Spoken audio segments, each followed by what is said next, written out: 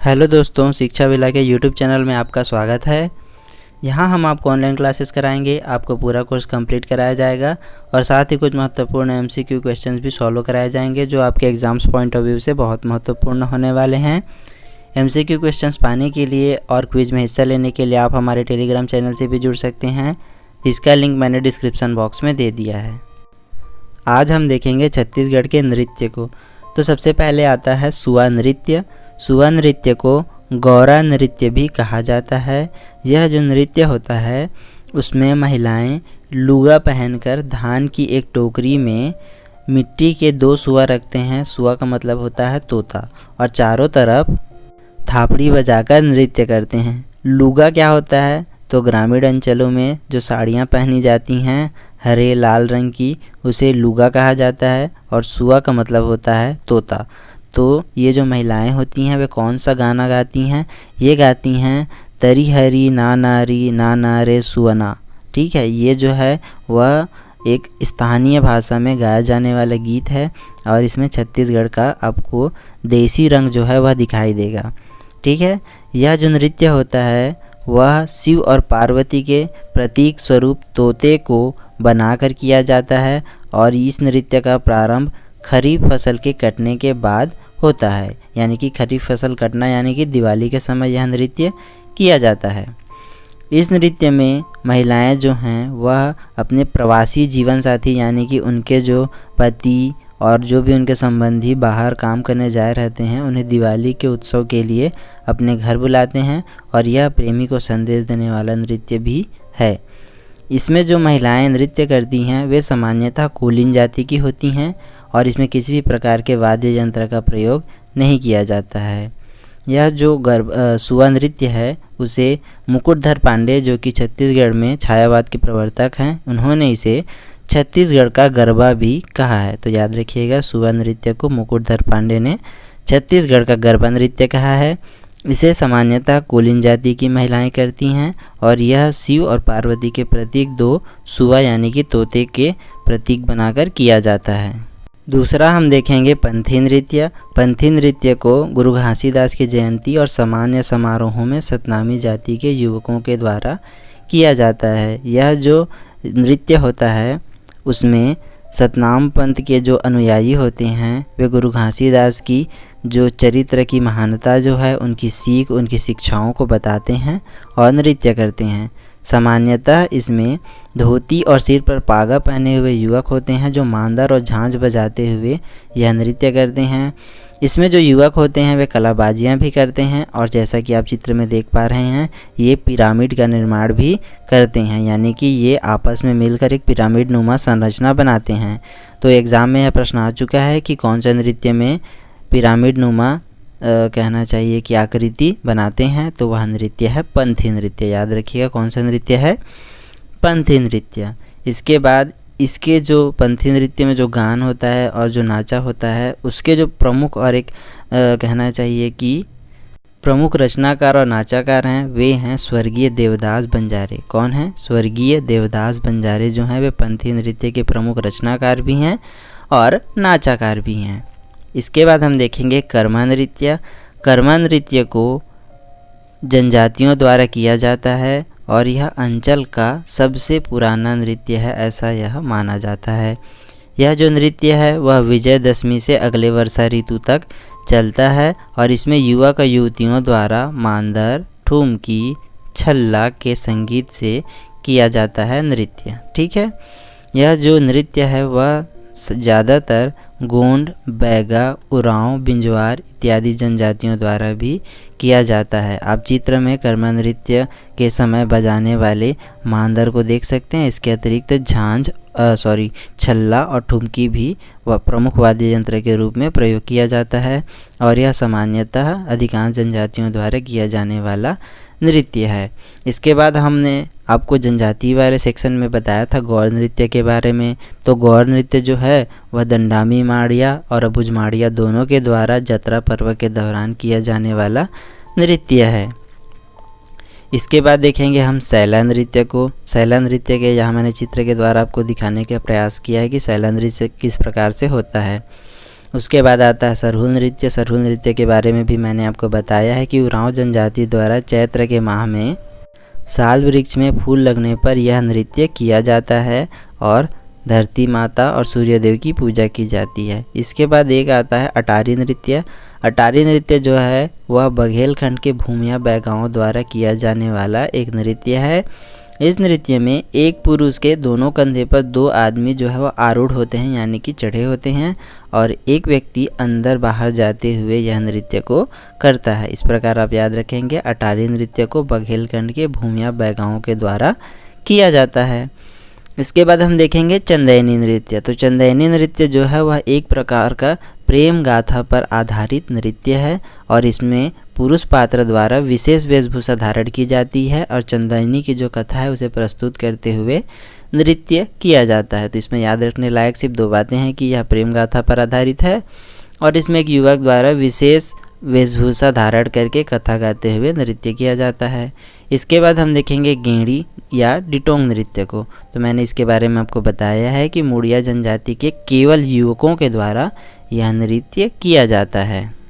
अब देखेंगे एबाल तोड़ नृत्य को। तो एबाल तोड़ नृत्य को मड़ई में मुड़िया जनजाति के द्वारा किया जाता है। वहीं जो कक्सार नृत्य है उसे अबुझ माड़िया जनजाति का एक पूजा नृत्य के रूप में भी किया जाता है और मुड़िया जनजाति के लोग लिंगा देव को प्रसन्न करने के लिए भी यह नृत्य करते हैं। ठीक है, तो कक्सार नृत्य को अबुझ माड़िया और मुड़िया जनजाति के लिंगा देव को प्रसन्न करने के लिए मुड़िया जनजाति करती है। इसके बाद हम देखेंगे मांदरी नृत्य को। तो मांदरी नृत्य को मुड़िया जनजाति द्वारा ही घोटुल के युवक युवतियों द्वारा किया जाता है और इस नृत्य की एक विशेषता होती है कि ये जो है वे चिटकुल जो है इसमें वाद्य यंत्र के रूप में बजाया जाता है।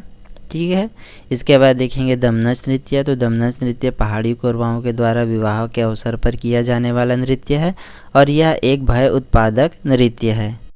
अब हम देखेंगे राउत नाचा, जिसे राउत जाति के द्वारा किया जाता है। यह जो नृत्य है उसे दीपावली के बाद कार्तिक एकादशी से प्रारंभ किया जाता है और यह एक पखवाड़ा यानी कि 15 दिन तक चलता है। इस नाचा में या नृत्य में कृष्ण से संबंधित दोहे गाए जाते हैं और गढ़वा बाजा बजाकर सजाए हुए डंडे को पकड़कर नृत्य किया जाता है। आप देख सकते हैं चित्र में जो युवक दिखाई दे रहे हैं यादव जाति के, उन्होंने हाथों से सजाया हुआ डंडा को पकड़ा हुआ है और इससे नृत्य करते हैं। 1978 से प्रत्येक वर्ष बिलासपुर का जो देवकी नंदन मैदान है वहाँ राउत नाचा का आयोजन होता है और ये कृष्ण की पूजा के प्रतीक स्वरूप दोहे गाकर नृत्य करते हैं।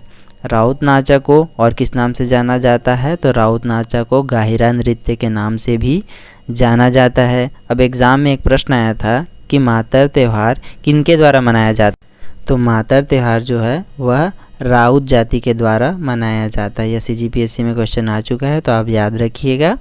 इसके बाद देखते हैं थापटी नृत्य को। तो थापटी नृत्य जो है वह चैत्र माह में कोरकू जनजाति के युवक और युवतियों द्वारा मनाया जाता है और उसमें ढोलक और झांझ को बजाकर ये नृत्य करते हैं। इसके अलावा कोरकू जनजाति द्वारा और कौन सा नृत्य किया जाता है?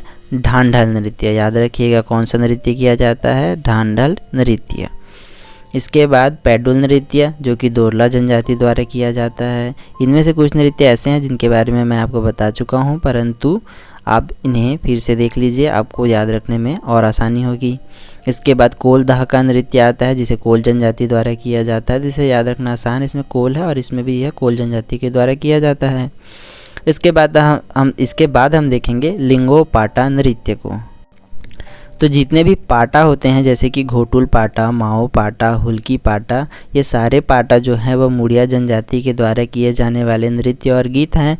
केवल और केवल लिंगो पाटा जो नृत्य है उसे प्रधान जनजाति के द्वारा किया जाता है। ठीक है, तो याद रखिएगा केवल लिंगो पाटा ही एकमात्र ऐसा पाटा वर्ड से मिलता जुलता नृत्य है जो कि प्रधान जनजाति के द्वारा किया जाता है और शेष जितने भी पाटा हैं जैसे घोटुल पाटा, माओ पाटा, हुल्की पाटा, ये सारे पाटा जो हैं वे मुड़िया जनजाति के द्वारा किए जाते हैं। अब हम जनजातियों से संबंधित कुछ महत्वपूर्ण तथ्यों को देख लेते हैं जो कि एग्ज़ाम्स में आ चुके हैं और ये आपके लिए आने वाले एग्ज़ाम्स के लिए भी महत्वपूर्ण होने वाले हैं। तो बाँस का बर्तन बनाने का कार्य काफ़ी सारी जनजातियाँ करती हैं। तो कमार और धनवार के बारे में मैंने आपको बता दिया था। अब यहाँ पर 2 और जनजातियों का नाम याद रखिएगा आप। कंडरा जनजाति और बिरहोर जनजाति जो हैं वे भी बांस के बर्तन बनाने का कार्य करती हैं। यानी कि कुल 4 जनजातियाँ कंडरा, धनवार, बिरहोर और कमार जनजातियाँ बांस का बर्तन बनाती हैं। इसके बाद एक शिकारी जनजाति है जो कि छिंद पत्ते से चटाई और टोकरी बनाने का कार्य करती है। ठीक है। अब बैगा जनजाति के बारे में मैं आपको कुछ बताता हूँ। बैगा जनजाति के बारे में मैंने आपको बताया था कि यह सर्वाधिक गोदना प्रिय जनजाति है। बैगा जनजाति की जो महिलाएं होती हैं वे भी अपने शरीर पर गोदना बनवाती हैं, यानी गोदना गोदवाती हैं। तो इनके शरीर पर जो गोदना गोदवाया जाता है उसे स्पेसिफिक नाम दिया गया है झेला गोदना। तो गोदना जनजाति की जो महिलाओं के द्वारा गोदना गोदवाया जाता है उसे कहा जाता है झेला गोदना। ठीक है। इसके बाद टोटम एक नया शब्द है जो कि जनजातियों को पढ़ते समय आप देखेंगे, तो आज हम उसको क्लियर करेंगे कि टोटम होता क्या है। तो टोटम जो होता है वह जनजातियों का एक विशेष गढ़ चिन्ह यानी उनका एक प्रतीक चिन्ह होता है। प्रत्येक जनजाति को उनके विशेष गढ़ चिन्ह से पहचाना जा सकता है और इनमें उनका विशेष मान्यता और प्रतीक होते हैं। जनजाति जो हैं वे अपना उद्गम टोटम नामक एक विशेष तत्व से मानते हैं, यानी कि ये अपना जो उद्गम है वह टोटम से मानते हैं। यानी प्रत्येक जनजाति का कोई न कोई एक टोटम होता है। ठीक है। इस टोटम के आधार पर ही देवताओं का वर्गीकरण भी किया जा सकता है, यानी कि जितने देवताओं को मानते हैं उसके हिसाब से ये अपने टोटम और देवताओं का नाम रखते हैं। तो 4 देवताओं को पूजने वाले जो जनजातियाँ होती हैं उन्हें नांगुल पेन कहते हैं। वहीं 5 देवताओं को पूजने वाली जो जनजाति होती है वे अपने देवताओं को सयुंग पेन कहते हैं। 6 देवता को सारुंग पेन और 7 देवता को पूजने वाले लोग इन्हें येरुंग पेन कहते हैं। तो इसे याद रखने के लिए आप एक निमोनिक्स का इस्तेमाल कर सकते हैं जिसे मैंने खुद से बनाया है। यह है नस साय। ठीक है। तो आपको गिनती 4 से शुरू करनी है, यानी 4 देवताओं को पूजा करने वालों से शुरू करनी है। तो न से होता है नालुंग पेन, स से होता है सयुंग पेन, सा से होता है सारुंग पेन और य से होता है येरुंग पेन। ये आपको ऑप्शनल जो आएंगे यानी MCQ क्वेश्चंस जो आएंगे उसके लिए ये आपके लिए महत्वपूर्ण हो सकता है। ठीक है। अब जनजाति जो है वो एक परलौकिक देवता को मानते हैं और इस परलौकिक देवता को ये कहते हैं बोंगा देव। याद रखिएगा, परलौकिक देवता यानी कि काल्पनिक देवता ये हैं जिनको ये मानते हैं और इनका नाम है बोंगा देव। ठीक है। अब हम जनजातियों से संबंधित कुछ महत्वपूर्ण पुस्तकों को देख लेते हैं। तो एक बहुत ही प्रसिद्ध पुस्तक जो लेखक हैं वे हैं केदारनाथ ठाकुर। केदारनाथ ठाकुर की एक पुस्तक है बस्तर भूषण जो कि बहुत प्रसिद्ध है और एग्ज़ाम्स में से पूछा भी जाता है। इसके बाद दूसरा है लाला जगदलपुरी। लाला जगदलपुरी जो हैं वे बस्तर इतिहास एवं संस्कृति के नाम से इन्होंने पुस्तक लिखी है। इसके अलावा इन्होंने हल्बी से संबंधित अनेक रचनाएं लिखी हैं, यानी कि हल्बी से संबंधित कोई भी पुस्तक होगी तो अगर ऑप्शन में लाला जगदलपुरी है तो आप उसे टिक कर सकते हैं क्योंकि इन्होंने हल्बी से संबंधित अनेक पुस्तकों की रचना की है। इसके बाद आता है वेरियर एल्विन जिन्होंने पुस्तक लिखी है the Muria and their ghotul, the Agaria, the Baigas, the Gaur. ठीक है। The Muria and their ghotul, the Agaria, the Baigas और द गोर। तो वेरियर एल्विन की पुस्तकों को 4 पुस्तकें हैं, इसे आप इस प्रकार से याद रख सकते हैं द बैगम। ठीक है। द बैगम मतलब the Baigas, the Gaur, the Agaria और मज़े मुड़िया एंड देयर घोटुल। अब अगले लेखक की ओर चलते हैं जो हैं S.C. रॉय। S.C. रॉय ने द बिरहोर नामक पुस्तक लिखी है। वहीं श्यामाचरण दुबे ने कमार के ऊपर द कमार नामक पुस्तक लिखी है। जॉर्ज ग्रियर्सन एक ऐसे रचनाकार हैं जिन्होंने माड़िया के ऊपर पुस्तक लिखी है और उनकी पुस्तक का नाम है the Madia God's of Bastar. इसके बाद P.V. नायक हैं, उन्होंने द भील नामक पुस्तक भील जनजाति के ऊपर लिखी है और बैगा जनजातियों के ऊपर दयाशंकर नाग ने द ट्राइबल इकोनॉमी नामक पुस्तक लिखी है। तो आपको याद रहेगा वेरियर एल्विन की जो रचनाएं हैं उसे द बैगम से याद रखेंगे। द बै से बैगास, ग से गौर, अ से अगरिया और म से मुड़िया एंड देयर घोटुल। अब इसके बाद जॉर्ज ग्रियर्सन ने, यानी कि यहाँ पर 2 फॉरेन राइटर्स हैं वेरियर एल्विन और जॉर्ज ग्रियर्सन। तो मुड़िया एंड देयर घोटुल के बाद आप जॉर्ज ग्रियर्सन को याद रखिएगा। तो अगर वेरियर एल्विन ने मुड़िया लिखा है तो जॉर्ज ग्रियर्सन ने माड़िया लिखा है। ठीक है, आपको ये 2 नाम याद रखना है और इन्हें आप आसानी से याद रख सकते हैं, और बाकी जो रचनाकार हैं उन्हें आपको याद रखना होगा। ठीक है, इसके बाद कुछ और फैक्ट्स देख लेते हैं।